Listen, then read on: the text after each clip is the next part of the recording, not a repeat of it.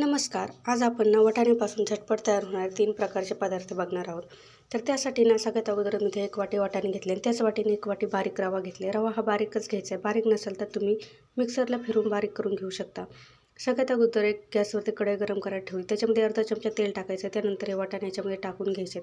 छान परतून घ्यायचे. त्याच्यानंतर 2 ते 3 हिरवी मिरची, लसूण आणि अद्रक टाकून घ्यायचे. परत असं हे तेलामध्ये छान असे हे वाटाणे आपल्याला परतून घ्यायचे. थोड्या वेळानंतर याच्यावरती झाकण ठेवायचं आणि 2 ते 3 मिनिटाची एक वाफ काढून घ्यायची. म्हणजे आपले वाटाणे ना एकदम सॉफ्ट होतील. तर बघू शकता 2 ते 3 मिनिटांनंतर याचा कलर पण बदललेला आहे आणि हलकेसे वाटाणे आपले सॉफ्ट पण झालेले आहेत. आता लगेच हे वाटाणे एखाद्या प्लेटीमध्ये काढून घ्यायचे आणि त्याच कढईमध्ये ना आपल्याला ज्या वाटीने आपण 1 वाटी रवा घेतले ना त्याच वाटीने आपल्याला 2 वाटी पाणी टाकून घ्यायचं आहे. तर पाण्यामध्ये ना आपल्याला चवीनुसार मीठ टाकायचं आणि 1 चमचा तेल टाकायचं आणि ह्या पाण्याला चांगली अशी उकळी येऊ द्यायची. आता ह्या पाण्याला चांगली अशी उकळी आलेली आहे. आता लगेच आपल्याला एका हाताने याच्यामध्ये रवा टाकायचा आणि दुसऱ्या हाताने आपल्याला असं चमच्याने हलवत राहायचं. म्हणजे रव्याच्या याच्यामध्ये अजिबात गाठी होणार नाही. अशा पद्धतीने व्यवस्थित असं मिक्स करून घ्यायचं. याच्यामध्ये गाठी होऊ द्यायच्या नाही. अशा पद्धतीने चमच्याने याला एकदम असं एकजीव करून घ्यायचं आहे. त्याच्यात गाठी तरी झाले असं ना अशा चमच्याने आपल्याला नीट असं फोडून घ्यायचं आहे. आता लगेच याच्यावरती आपण झाकण ठेवूया आणि 2 मिनिटं फक्त याची एक वाफ काढून घेऊया. तर बघू शकता 2 मिनिटानंतर छान आपला रवा सॉफ्ट झालेला आहे. याच्यामध्ये अजिबात एकही गाठ नाही. तुम्ही बघू शकता एकदम एकजीव हा रवा झालेला आहे. आता लगेच एखाद्या ताटामध्ये हा रवा आपल्याला काढून घ्यायचा आहे. तोपर्यंत ना आपल्या इथं हे वाटाणे पण थंड झालेले आहेत. लगेच एका मिक्सरच्या भांड्यामध्ये हे वाटाणे टाकून घ्यायचे आहेत. ह्याला झाकण लावून ना एकदम जाडसर असं वाटून घ्यायचं. एकदम बारीक असं अजिबात नाही वाटायचं. तर बघू शकता इथं मी जाडसर असं वाटून घेतलेलं आहे. तर लगेच गॅसवरती परत एक कढई ठेवायची. त्याच्यामध्ये अर्धा चमचा तेल टाकायचं आहे. लगेच तेलामध्ये ना अर्धा चमचा जिरे टाकायचे आहेत आणि आपण वाटून घेतलेलं वाटण टाकायचं आहे. त्याच्यामध्ये चवीनुसार मीठ, हळद टाकायचं आहे. तुम्ही तुमच्या आवडीप्रमाणे कुठलेही मसालेसुद्धा टाकू शकता. तर छान परतून घेतल्यानंतर याच्यामध्ये भरपूर अशी कट करून घेतलेली कोथिंबीर टाकायची.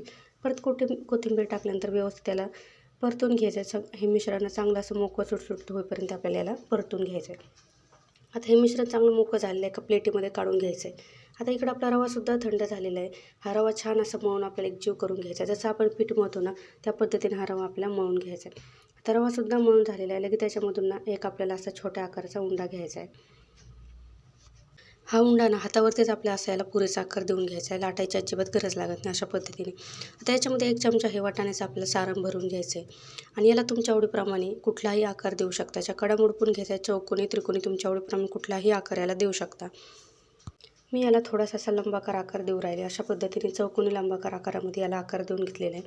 तुम्ही तुमच्या आवडीप्रमाणे कुठलेही आकार देऊ शकता. तर बघू शकता एकदम छान असं मी याला तयार करून घेतलेलं आहे. आता अशाच पद्धतीने आपण बाकीचे सगळे हे बनवून घेऊया. आता लगेच आपल्याला काय करायचं आहे, तळून घ्यायचं आहे. तळण्यासाठी त्यात तेल गरम झालेलं आहे. तेल व्यवस्थित गरम होऊ द्यायचं. मग त्याच्यामध्ये जेवढे मावतील तेवढे याच्या एका टायमाला सोडून घ्यायचे आणि फास्ट गॅसवरती त्याला तळून घ्यायचं आहे. गॅस मिडियम किंवा कमी अजिबात करायचं नाही आहे.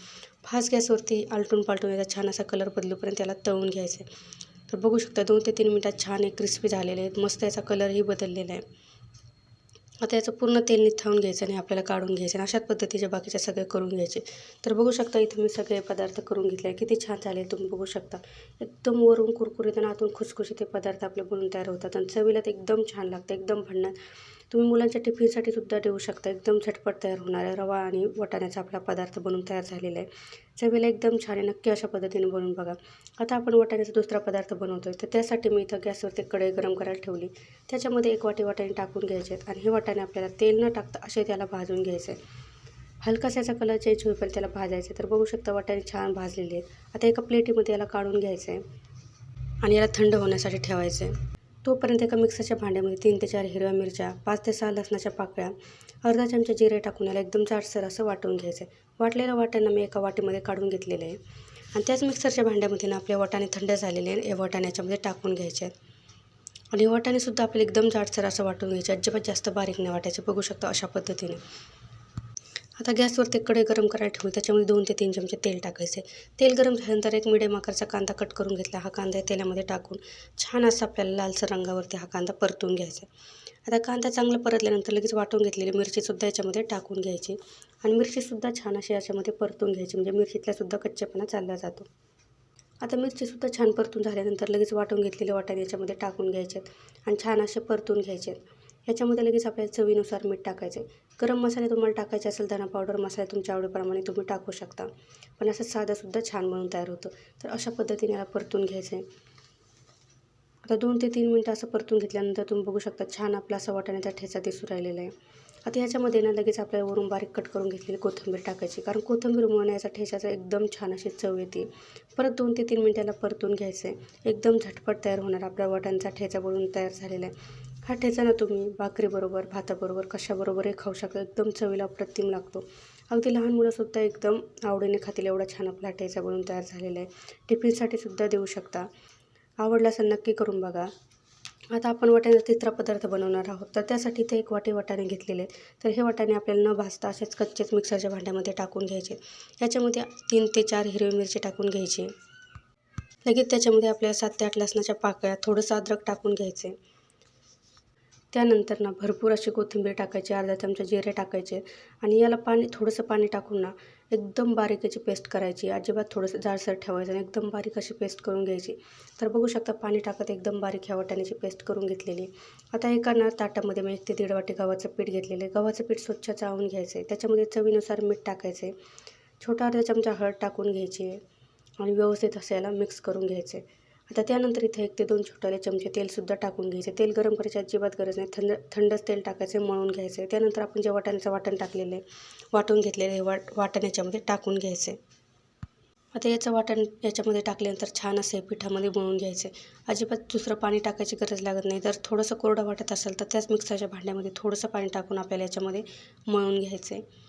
याचा अजिबात पातळ गोळा नाही करायचा, एकदम घट्टसर याचा गोळा तयार करून घ्यायचा अशा पद्धतीने. बघू शकता छान असं मेरा मळून घेतलेलं आहे. लास्टमध्ये आपल्याला थोडंसं तेल टाकून याच्यामध्ये मळून घ्यायचं आहे. तर पीठ मळून झाल्यानंतर याच्यामध्ये आपल्याला चपातीच्या आकाराचा उंडा घ्यायचा आहे आणि जशी आपण चपाती लाटतो ना त्याप्रमाणे याला लाटून घ्यायचं. जास्त पातळ नाही किंवा जास्त जाडं नाही, अशा पद्धतीने आपल्याला लाटून घ्यायचं आहे. आता ही चपातीची लाटून झाल्यानंतर ग्लासाच्या मदतीने याच्या असा गोल गोल आपल्याला पुऱ्या तयार करून घ्यायच्या. तुम्ही डायरेक्टही पुऱ्या लाटू शकता, पण अशा पद्धतीने केल्यामुळं पुऱ्याचा आकारही छान दिसतो. त्यामुळे मी अशा पद्धतीने पुऱ्या तयार करून घेतलेल्या आहे. आता ह्या पुऱ्या आपण तेलामध्ये तळून घेऊया. तुम्ही ह्या पिठापासून पराठेसुद्धा बनवू शकता तुमच्या आवडीप्रमाणे. आता तेल गरम झालेले आहे. तेलामध्ये छान अशा पुऱ्या आपल्याला दोन्ही बाजूनी क्रिस्पी होईपर्यंत ह्या पुऱ्या आपल्याला तळून घ्यायच्यात. तर छान अशा दोन्ही बाजूने ह्या पुऱ्या छान शेकलेल्या तुम्ही बघू शकता, मस्त अशा टम्म फुगलेले आहे. अशा पद्धतीने पुऱ्या केल्याने एवढ्या चविष्ट लागतात ना, खूप छान. ह्या पुऱ्या तुम्ही ना अशाच खाल्ल्या ना तरीसुद्धा एकदम छान लागतात.